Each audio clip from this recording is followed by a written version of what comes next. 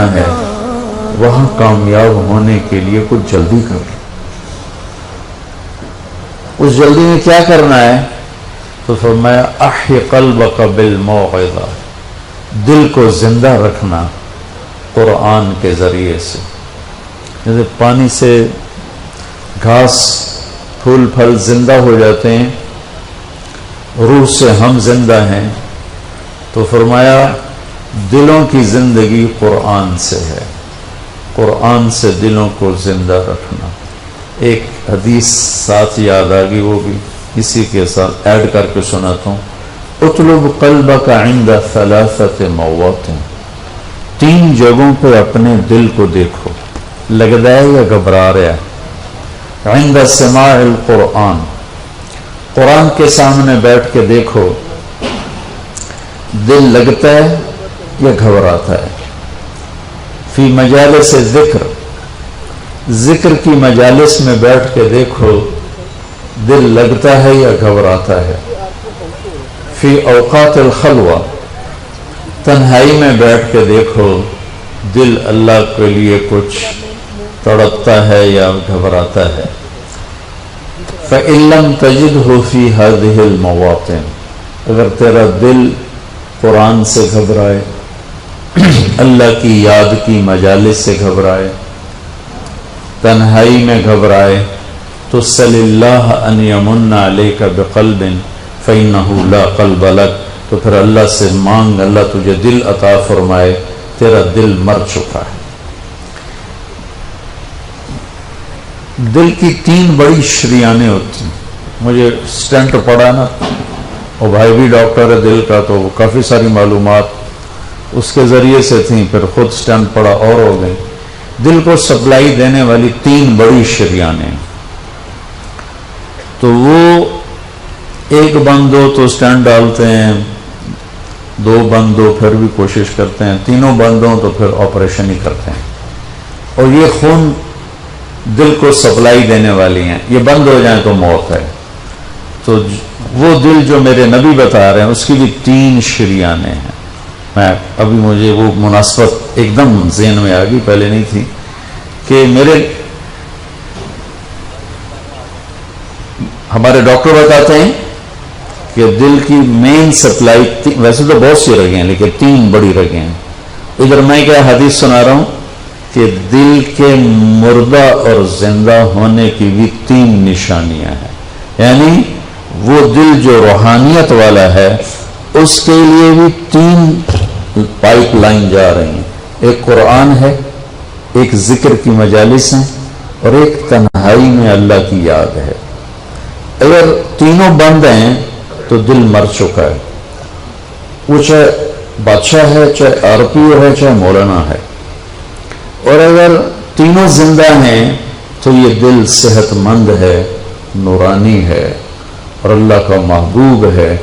ان اللہ لا ينظر الى صورکم ولا الى اموالکم، اللہ نہ تمہارے مال دیکھتا ہے، نہ تمہارے پیسے کو، نہ تمہاری شکل کو دیکھتا ہے، ولکن ينظر الى قلوبکم واعمالکم، اللہ تمہارے دل دیکھتا ہے اور تمہارے عمل دیکھتا ہے۔ تو ارشاد فرمایا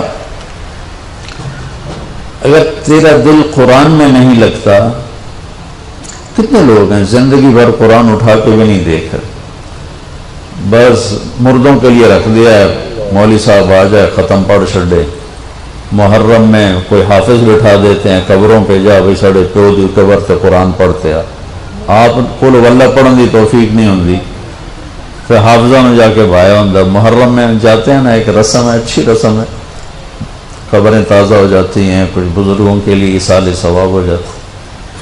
تو کتنے لوگ ہیں سال ہر سال گزر جاتے ہیں قرآن اٹھا کے نہیں دیکھتے، ایک رگ تو پوری بند ہوتی، اللہ کی یاد کی مجالس میں نہیں جاتے، دوسری رگ پوری بند ہوتی، تنہا بیٹھ نہیں سکتے، گھبرانے لگتے ہیں، کبھی ٹی وی آن کرتے ہیں، کبھی موبائل آن کرتے ہیں، حالانکہ وہ تنہائی اللہ سے بات کرنے کا وقت ہوتا ہے۔ تو بھائیو، اس مردہ دل کے ساتھ کوئی مر گیا تو موت بڑی خوفناک چیز، موت سے خوفناک کوئی چیز نہیں ہے پھر۔ اور زندہ دل لے کر اگر موت آ گئی تو موت سے خوبصورت کوئی تحفہ نہیں۔ اس سے خوبصورت کوئی پیغام کوئی. تو میں حضرت علی کی بات عرض کر رہا تھا، احی قلبک بالموعظہ، اس دل کو زندہ کرا کس سے؟ قرآن سے. اخبار بھی تو روزانہ پڑھتے ہیں ہم، یہ کتنے ڈھیر لگے پڑے. تو میرا دل جو زندہ ہوگا وہ قرآن سے ہوگا. وَنَوِّرْهُ بِالْحِکْمَةِ، اور اسے روشن کر. وہ کس سے؟ کا نبی کی باتوں سے، نبوت کے تذکروں سے، نبوت والے اخلاق سے، نبوت نبی کی سیرت سے اس کو زندہ کر. وَقَوِّهِ بِالزُّهْدِ، اور دنیا کی بے رغبتی سے اس کو طاقت دے. دل کا ٹونک زہد ہے، دنیا کی بے رغبتی. وَظَلِّلْهُ بِالْمَوْتِ، اس کی بھی لگام ہے، بے لگامہ ہو جائے تو تباہی پھیل دیندہ ہے. اس کو لگام چڑھا موت کی یاد کی. وَقَرِّرْهُ بِالْفَنَا، اور اس سے اقرار لے کہ مر جانا ہے، مر جانا. بھائیو، بڑے سے بڑے عدد کو زیرو سے ضرب دو تو زیرو ہو جاتا ہے. 100 انٹو 0 0، اور ٹریلین انٹو 0 0، 1 خرب ضرب 0 0. اللہ کی قسم، ساری زندگی کی عزت، دولت، شہرت، بلندیاں، مرتبے، حیثیتیں، عہدے جب موت سے ضرب کھاتے ہیں زیرو ہو جاتے.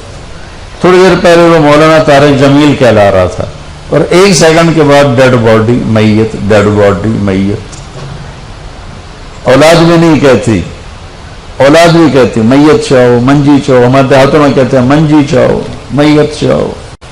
1 سیکنڈ پہلے وہ ہے بادشاہ وقت، اور 1 سیکنڈ کے بعد وہ ڈیڈ باڈی کہلا رہا ہے، اور وہ میت کہلا رہا ہے، اور وہ مردہ کہلا رہا ہے. کہ ساری زندگی کی کمائیاں جب موت سے ضرب کھاتی ہیں نتیجہ زیرو ہو جاتا.